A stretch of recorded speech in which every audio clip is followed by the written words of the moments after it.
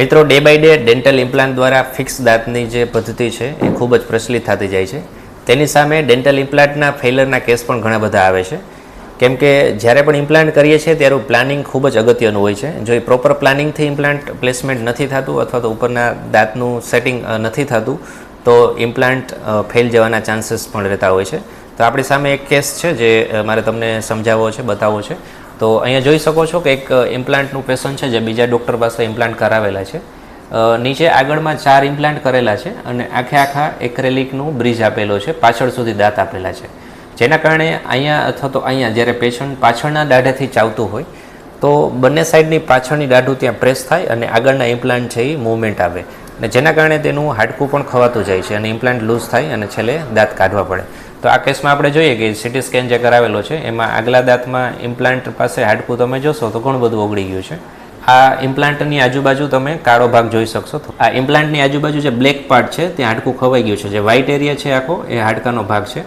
તો ઇમ્પ્લાન્ટની આજુબાજુ જ્યારે હાડકું ખવાઈ જાય છે ત્યારે ઇમ્પ્લાન્ટ લૂઝ થઈ જાય છે. બીજું કે ઇમ્પ્લાન્ટ આખો બહારની સાઈડ આખો મૂકેલો દેખાય છે, જે પ્રોપર એંગલમાં હોવો જોઈએ એની જગ્યાએ. તો બહારની સાઈડની પ્લેટ સાવ આટલી છે, અંદરની સાઈડની પ્લેટ મોટી છે.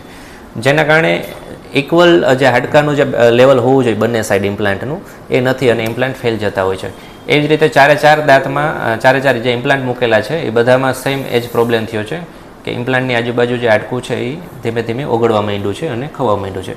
આનું એક જ રીઝન છે કે આ જે ઇમ્પ્લાન્ટ મૂક્યા છે એનું ઓવરલોડિંગ થઈ ગયું છે. એટલે કે જ્યારે દાંત આપણે નીચેના જે મૂકવાના હોય 14 દાંત એની સામે 4 જ ઇમ્પ્લાન્ટ મૂકેલા છે. તો 14 દાંતની સામે 4 ઇમ્પ્લાન્ટ ઉપર જ્યારે લોડ વધી જાય છે, કારણ કે 14 દાંતનો વજન છે એ 4 ઇમ્પ્લાન્ટ ઉપર આવે છે, જેના કારણે ઇમ્પ્લાન્ટ ફેલ થાય છે. આપણે રૂટીનમાં કોઈ પણ જ્યારે મકાનનું બાંધકામ કરતા હોય તો એમાં પિલોર જે કોલમ બીમ છે એમાં પણ પ્રોપર પ્લાનિંગ કરીને આપણે કોલમ બીમનું સ્ટ્રક્ચર બનાવતા હોય છે.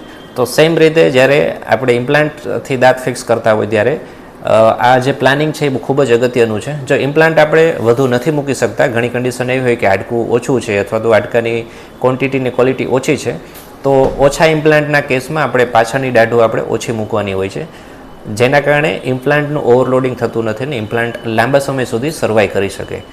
તો આ ટાઈપના જ્યારે પ્રોપર પ્લાનિંગ થતું હોય તો ઇમ્પ્લાન્ટ ફેલ થવાના ચાન્સીસ બહુ ઓછા હોય છે. તો એના માટે અગર આપને કોઈને ડેન્ટલ ઇમ્પ્લાન્ટની પ્રોસિજર કરવી છે અથવા તો ડેન્ટલ ઇમ્પ્લાન્ટથી ફિક્સ દાંત કરવા છે અને પ્રોપર પ્લાનિંગ સાથે કરવા છે તો તમે અમારી વિઝિટ કરી શકો છો.